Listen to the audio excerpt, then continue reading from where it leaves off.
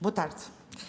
Assumi sempre, enquanto diretora artística do Teatro São Luís, que devíamos olhar para a memória a partir do modo como se inscreve em nós. Devemos, em primeiro lugar, não a esquecer, mas para que a possamos celebrar e dignificar, devemos entender o lugar do teatro e compreender que a promoção da reflexão deve ter como base a descoberta de um legado único com e para os cidadãos. Foi com base nestes princípios e agora que atravessamos a linha de viver mais tempo em democracia do que os anos que vivemos em ditadura, que convidámos o Tiago Bartolomeu Costa a pensar num programa que complementasse os 3 espetáculos já programados, pensando como podemos celebrar a nossa história e as identidades que compõem o nosso coletivo. Mais um dia constrói-se a partir dessa mesma ideia, ampliando-a para a história do Teatro São Luís entre 1926 e 1974. Os anos em que Portugal viveu em ditadura e teve, neste lugar, um palco para ser refletido ou recusado. Ao longo de 2 semanas, entre 18 e 30 de abril, o São Luís é ocupado pela sua própria história, posta em diálogo com um amplo programa de debates e conferências cujas temáticas mostrarão uma reflexão urgente e necessária na construção de uma sociedade mais justa, tal como os ideais de abril de 74. Conhecer a nossa história e refletir sobre o momento atual é o caminho que devemos percorrer enquanto cidadãos. É o que propomos também com a exposição 48 Memórias, construída a partir dos arquivos de várias instituições na descoberta de memórias que pertencem à história deste teatro, mas que nelas guardam a memória de todos quantos por aqui passaram. Queremos agradecer a quem contribuiu para o contar desta história coletiva. Este programa foi, no modo como o Comissário o imaginou, um projeto de construção coletiva e partilhada na relação com todos aqueles que nesta casa partilham o sentimento de responsabilidade de aqui estar a construir história, fazendo escolhas todos os dias. No entanto, estas escolhas radicam num objetivo de construção de um futuro onde os cidadãos têm consciência das suas escolhas. É esse também o espaço do teatro. O São Luís tem uma responsabilidade para com a sua memória passada, mas também para com a memória futura, com os públicos de hoje, também eles portadores de memória daqueles que os seguirão. As escolhas que fazemos para celebrar a história devem ter como principal missão a sua dignificação, ou seja, estar à altura do que ela nos conta, reinscrevendo-a no presente. Ao longo do tempo de preparação deste projeto, vivemos uma pandemia e foi iniciada uma guerra na Europa, e os valores de coesão, de liberdade e de direitos foram amplamente questionados, deixando o teatro na impossibilidade de imaginar cenários. A realidade parecia tornar-se fútil, a ficção e as comunidades que se encontram numa sala para o espetáculo ou um filme ficaram irreconhecíveis, atrás de máscaras e de medo. Mais um dia serve também, no confronto com a nossa memória, para revelar o que desconhecíamos, esquecemos ou não queríamos lembrar. O medo do futuro também nasce assim, por não se saber. O compromisso do São Luís para com o futuro passa pelo conhecimento da sua história, veloz na programação intensa que temos, mas que quando temos a possibilidade, como agora, de contrariar essa velocidade e construir tempo e memória. Resta agradecer aos que no passado resistiram e aos que no presente se implicam na construção de um futuro mais justo. Por último, mas não menos importante, porque a construção em teatro é sempre coletiva, agradeço à equipa desta casa que se deixa desafiar e prova sempre o seu profissionalismo, dedicação e a alegria de estar orgulhosamente a participar na construção da memória futura. Ao co-produtor deste projeto, o Museu Nacional do Teatro e da Dança, ao seu diretor, Nuno Moura, extensível a toda a equipa, um enorme agradecimento por este caminho e que tenhamos muitas oportunidades de desenvolver projetos conjuntos e tão felizes e importantes quanto este. Ao Rui Pina Coelho, obrigada, e não posso deixar de destacar a Paula Magalhães, investigadora do Centro de Estudos de Teatro, investigadora notável, mulher de um profundo conhecimento sobre a história do teatro em Portugal, preciosa em todo o processo e com quem temos tanto a aprender sobre teatro. Obrigado, Paula. Agradeço aos que ajudaram na construção deste programa.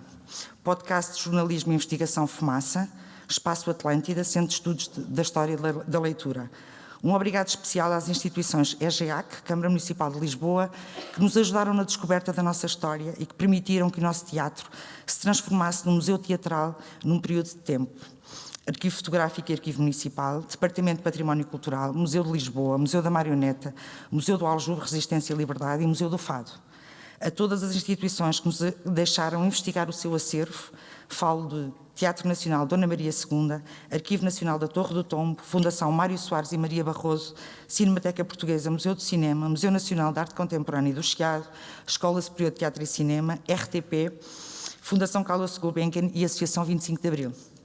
Por último, e antes de lhe passar a palavra, ao nosso comissário Tiago Bartolomeu Costa, desta casa também, porque aqui já teve outros projetos, mas este diria que foi o mais difícil, mas também o mais importante e feliz, e do qual aqui seremos guardiões da memória da sua construção e de todo o seu empenho, profissionalismo e ao modo como foi conquistando todos por aqui para a importância da história do local que habitamos todos os dias. Obrigada, Tiago. Celebremos Abril. Obrigada e passo a palavra ao Tiago Bartolomeu Costa.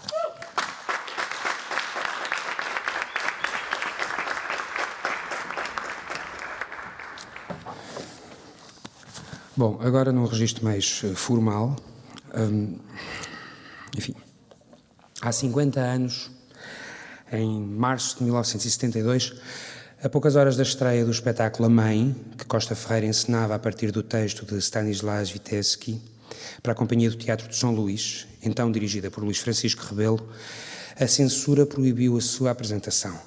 Anos mais tarde, Eunice Munhoz, que protagonizava o espetáculo, diria sobre esse momento: fomos roubados. A história do que não aconteceu e do que foi interditado é também a história de quem tentou fazer um país através da cultura e da criação artística. O exemplo de Eunice Munhoz, cuja estreia no cinema foi feita nesta sala, em 1946, com o filme Camões, de Leitão de Barros, um nome cujo percurso se confunde com a história cultural e política portuguesa, é maior no tanto que precisamos continuar a lembrar e que este programa de 2 semanas procurará entender. Não posso, porque a memória se mistura com a atualidade, deixar de pedir que celebremos Eunice Munhoz na véspera do luto nacional, com o qual o país a homenageará, com um minuto de silêncio, que é também um minuto que lembra o tanto que em 48 anos não pôde ser feito porque foi roubado.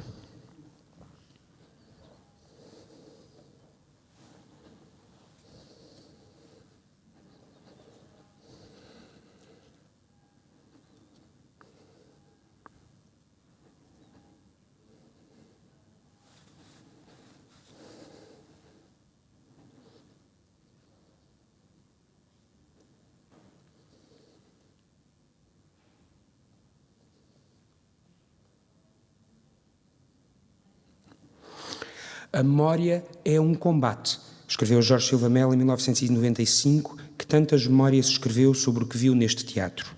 E é também dele que nos lembramos para evocar gerações que tiveram no São Luís o espaço da pertença à liberdade, da intenção revolucionária, dos ventos de mudança tantas vezes contrariados, do que ficou por cumprir e que na evocação foi como se existisse. Foram 48 anos que outros tantos depois quisemos lembrar num programa que, iniciando-se hoje, começou a ser pensado há quase 2 anos, tendo como base uma pergunta: de que somos herdeiros? Os teatros não são, como nenhum lugar é, lugar neutro. Contam diversas histórias e, com o tempo, vemos serem-lhes acrescentadas camadas que revelam a intensidade das suas contradições, a força paradoxal na qual sustentaram o tanto que hoje percebemos que anteciparam. Quando começamos, pela ordem natural das coisas, como é costume dizer-se, a perder os testemunhos diretos, quando a história passa a ser só memória e se agudiza a sua fragilidade, este programa genérico e simbolicamente intitulado Mais um Dia quer combater o relativismo que se esconde atrás da velocidade da informação e da lembrança. Não quer evocar, quer fixar, para que agora que o relógio do tempo já não volta atrás, não retrocedam, contudo, as responsabilidades, as conquistas e o garante dos valores éticos e políticos, porque tratam do cuidar da coisa pública, do muito que foi tentado e legado, para que pudéssemos viver mais dias em democracia do que aqueles que o país viveu em ditadura. Se os lugares não são lugares neutros, a história deste edifício é a história coletiva de uma rua tornada infame pelo facto de aqui ao lado se torturar, quando aqui, neste palco, se cantava, recitava e projetava, e aí na plateia alguém se emocionava, ria e aplaudia, o que, sendo legitimamente escape, também foi, muitas vezes, reforço e devoção à mesma ideologia que aqui ao lado marcava o corpo, feria a mente e destruía a identidade de tantos, alguns que aqui passaram, sem sabermos se era a sorte ou a incerteza apenas uma perversa autorização para poderem continuar a achar-se livres. Que sabemos nós, aqueles que não o viveram diretamente, o que foi esse tempo. E que sabemos nós hoje, quando a guerra voltou à Europa, e a Europa parece ter acordado como não acordou há 30 anos para o que se passava na Sérvia, nem parece acordada para as guerras que continuam para lá dos holofotes mediáticos da proximidade geográfica. Que sei eu, filho de alguém que esteve com Salgueiro Maia na coluna militar saída de Santarém, neto de uma cozinheira de Oscar Carmona, de um país que se construiu a fugir da sua própria história. Que sei eu, se não sobre a necessidade de continuar a perguntar, a encontrar modos de expor, propor e evidenciar o tanto que nos foi dado, não pela nostalgia ou a lembrança recoletora, mas na possibilidade de, nas perguntas que se possa fazer, achar que são partilhadas com outros. Por isso, este programa, a partir de um teatro que foi sempre palco, montra e vitrine de vidas inteiras, que começou na monarquia, assistiu ao nascimento da República, atravessou a ditadura e se transformou em lugar municipal pouco tempo antes da democracia, na qual se fez, mudou, criou missão pública e definiu o seu lugar no plano nacional e internacional, é tanto um programa sobre o que aqui foi apresentado, como é sobre o muito que por isso deve ser discutido. O convite que vos faço é que deem tempo a esta história, que participem da levedura da própria memória, que se permitam a observar como a realidade pode mudar, como mudam as sombras ao longo do dia, porque foi nelas que ficou escrito muito do que não pôde ser luz, nem público, nem espetáculos, nem país. Têm um programa, um catálogo, uma cronologia. Estão sentados em lugares que foram ocupados por outros, quando estar aí era também, às vezes, resistir, como os que assistiram a como Maria Barroso, por exemplo, lançava daqui palavras para vencerem o mau cheiro das garrafas atiradas para a plateia pela polícia política. Ou para António Boto, cujos versos se incomodavam e a liberdade da sua sexualidade fazia tremer o regime que o expulsou, não sem que antes, amigos daqueles que contam, se juntassem para, em nome do mesmo país, dele se despedirem. Ou para Simão de Oliveira, cujos versos cantados se tornaram, pelo modo como o fez, símbolos maiores do que era então viver e ser mulher. Ou João Vilaré e Palmira Bastos, que sem definirem fronteira entre vida e teatro, fizeram tremer as paredes deste teatro com a verticalidade da sua ética. Ou Amélia Rei Colasso, cuja carreira começou neste teatro em 1917, o mesmo onde a 24 de abril de 1974 percebeu não ser mais possível continuar, ela que tentara por tantas vezes reagir ao roubo das palavras. E foram tantos, de um lado e de outro, como Leitão de Barros e os pioneiros do cinema português, António Quadros e a violência contra as suas traduções, e tantos nomes que nos habituámos a ouvir em várias línguas e que, a partir do São Luís, contaram a história de um país e que nos permitem ter uma memória coletiva. Se falo de coletivo, é porque o programa que hoje inauguramos é o resultado de um trabalho de uma equipa maior, a começar pela do São Luís, sobre a qual me faltam as palavras e a quem agradeço todo o empenho na construção física e imaterial deste programa.